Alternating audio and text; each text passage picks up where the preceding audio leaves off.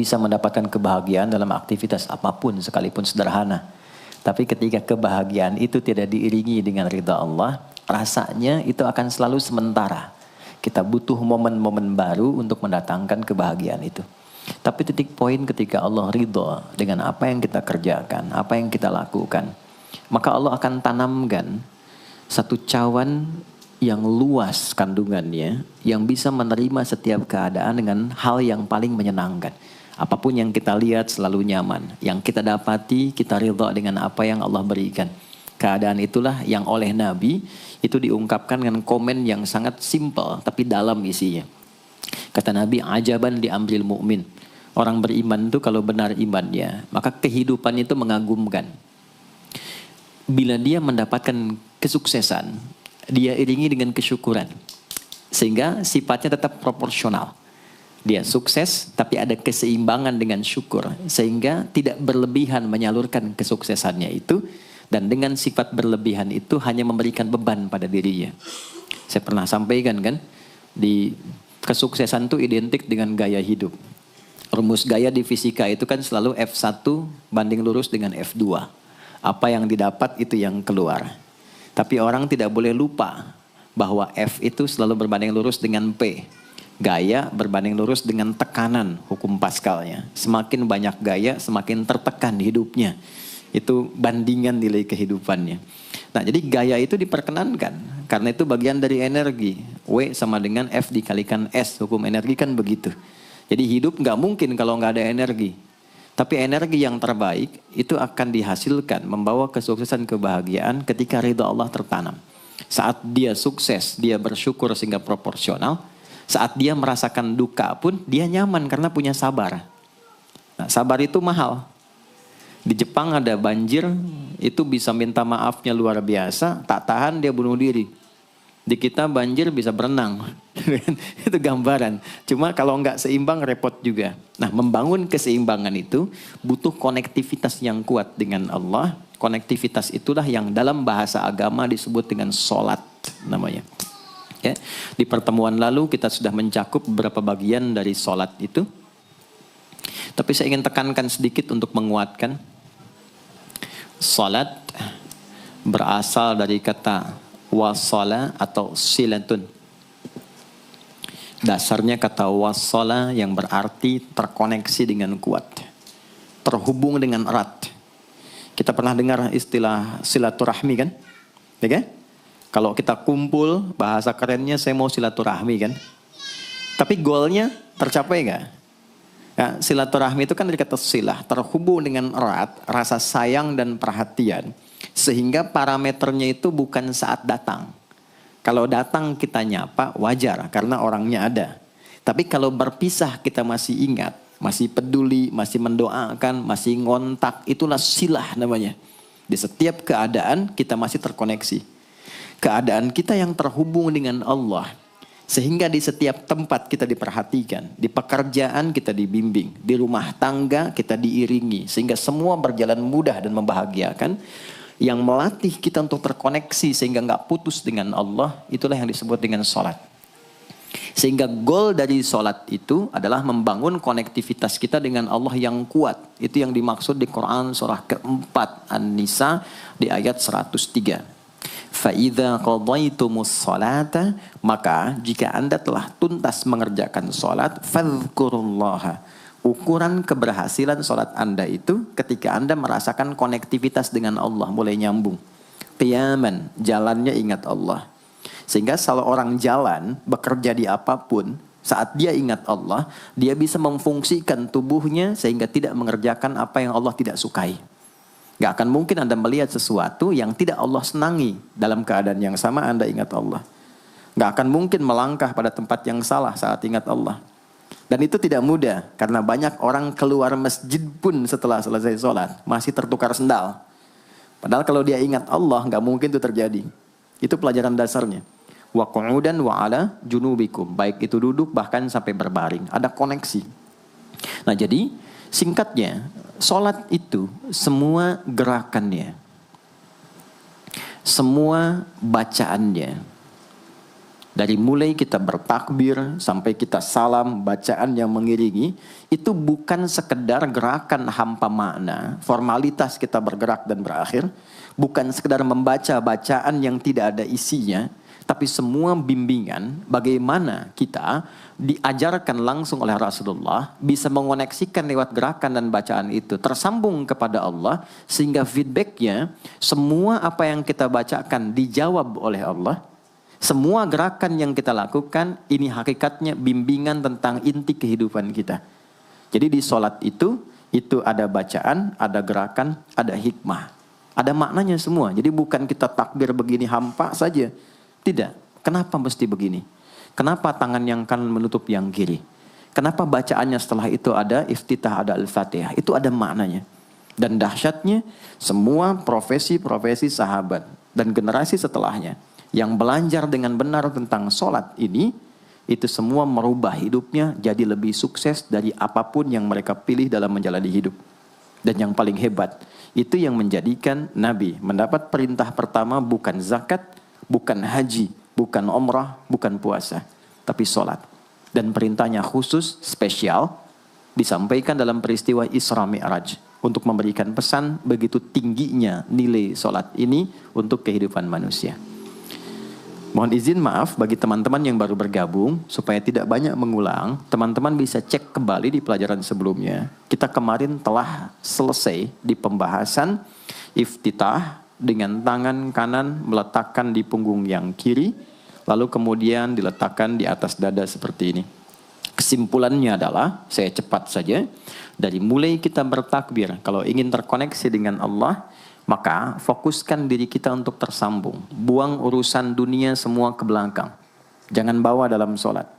Kalau ingin kita tersambung dengan Allah, tepikan yang lain, hadapkan diri kita, pasrahkan. Hanya Allah yang tinggi, yang agung, yang istimewa. Kalimat agung, tinggi, istimewa, itu disebut dengan akbar. Maka kita ucapkan Allahu Akbar. Kita buang semua urusan dunia ke belakang, pasrahkan diri kita, hadirkan sekarang hanya Allah yang agung saja. Itu poinnya. Kenapa problemnya tidak sedikit orang sholat itu sulit menemukan kekhusyuan? Karena dia bertakbir masih membawa dunia. Dia tidak sholat dengan memahami gerakan takbirnya. Dia jadikan sebagai formalitas. Apakah benar? Secara fikih benar. Gugur kewajiban, dapat pahala sesuai keikhlasan, tapi value dari sholat yang mahal itu nggak dapat. Itu poinnya. Buang semua urusan dunia, kemudian tambatkan diri kita hanya kepada Allah. Dan uniknya kata Nabi, di fase itulah setan mulai bertugas yang mengganggu kita, supaya kita tidak fokus untuk memahami dan melakukan apa yang kita baca dan kita gerakan. Ada setan khusus menggoda orang sholat, namanya khanzab. Nanti ada 9 jenis setan yang detil tugasnya itu berada di sekitaran kita. Mungkin satu kali Mas Baim kita belajar tentang fikih setan. Belum pernah ada kan ya? Anda kalau ke sini cuma tahu jalan yang lurus, nggak tahu macetnya, nggak tahu lubangnya, sulit menghindarinya. Kebanyakan orang belajar tentang malaikat, tapi nggak belajar setannya, sehingga nggak tahu setan apa yang sedang memprovokasi dirinya. Di Quran, malaikat disebutkan 88 kali, setan disebutkan 88 kali. Kalau kita cuma dengar motivasinya, nggak tahu provokasinya, kita nggak tahu bagaimana cara menghindari yang ini. Itu poinnya. Khanzab itu dia menggoda orang sholat, dimulai dari takbir. Jadi kalau belum takbir, Anda bisa merasa fokus apa saja. Nggak percaya silakan. Sebelum takbir tuh bisa siap fokus. Tapi begitu Anda mulai bertakbir, di hadis riwayat Abu Daud, Allahu Akbar, fayaqulu syaitanu. Maka di sini setan mulai tugasnya untuk mengganggu orang supaya nggak dapat nilai-nilai tadi. Maka dia berkata, udhkur kadza. Kamu ingat ini ya, kamu ingat itu ya. Betapa Anda memulai dengan membuang semua urusan dunia. Tapi kalau sudah takbir, itu setan yang install. Masuk sendiri dia. Makanya kalau nggak percaya silakan nanti zuhur tuh ya. Begitu Anda takbir, itu masuk semua. Ingat ini, ingat itu, mobil parkir di mana. Sampai ceramah saya sekarang pun itu akan masuk. Ingat ya, ada setan yang goda. Nah itu setan itu. Itu setan sendiri. Membuat kita itu begitu lupa. Sampai lihat ujung hadisnya. Hatta la yash'ural musalli kam raka'atan yusalli. Sampai nanti akan ditemukan orang sholat. Dia tidak sadar berapa rakaat sedang menunaikan sholatnya. Nah itu kalau Nabi sampaikan pasti terjadi. Poin. Untuk kita bisa mengatasi itu, poinnya apa? Quran surah ke-29 dulu, ayat 45. Quran surah 29, Al-Ankabut, ayat 45. Di Islam tuh uniknya begini, istimewanya. Enggak ada satupun ibadah yang hasil kreasi manusia. Semua terukur. Ini dalilnya, alasannya, landasan kita ibadah itu dari Tuhannya ini. Penjelasan contohnya ini dari Nabi. Pakemnya begini, kodifikasi ilmunya seperti ini. Sehingga terjaga sampai kapanpun. Dan tidak ada satupun yang kita kerjakan dalam ibadah, kecuali semua punya landasan yang kuat. Dan hebatnya diterangkan.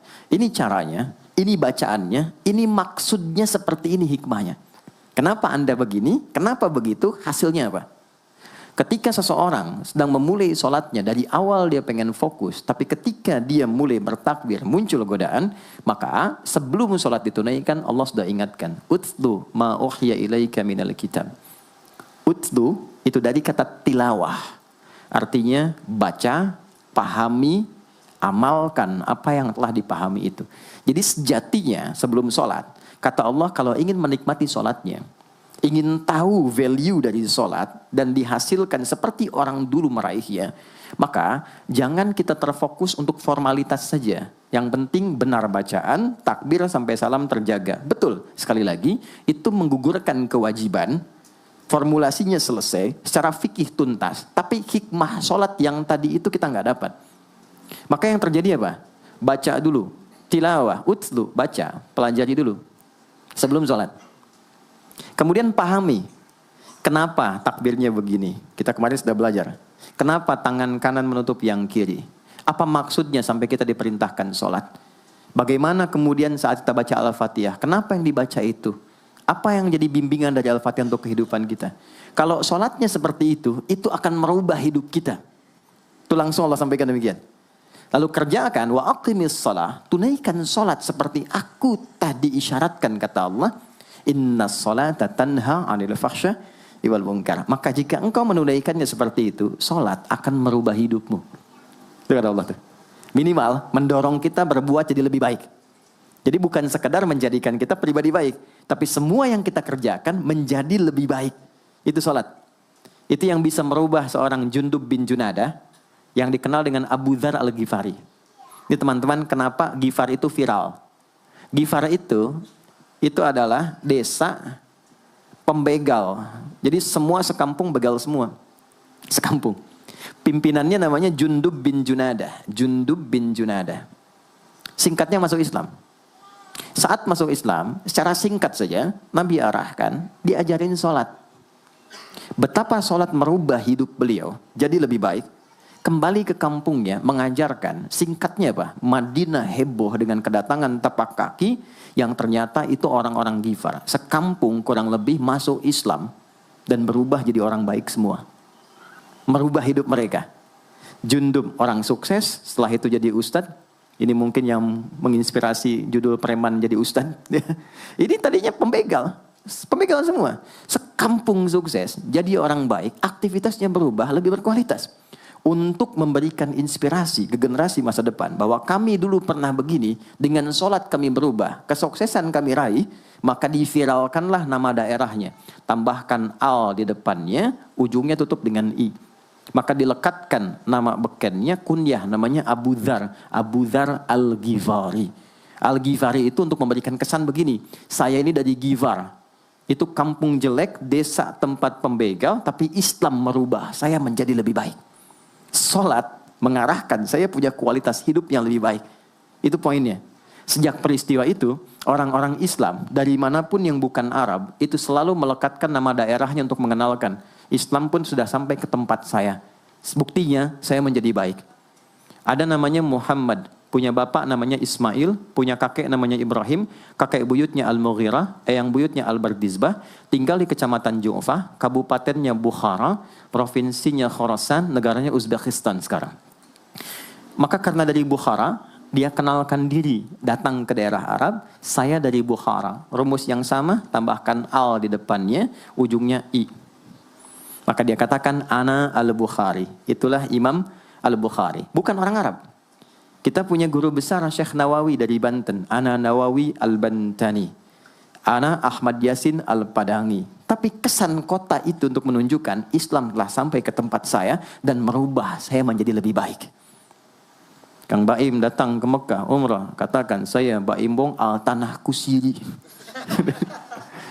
Maka kesan yang dibangun itu telah sampai ke tempat saya, merubah saya lebih baik. Saya Arman al Pondok Indahi misalnya kan, tidak masalah.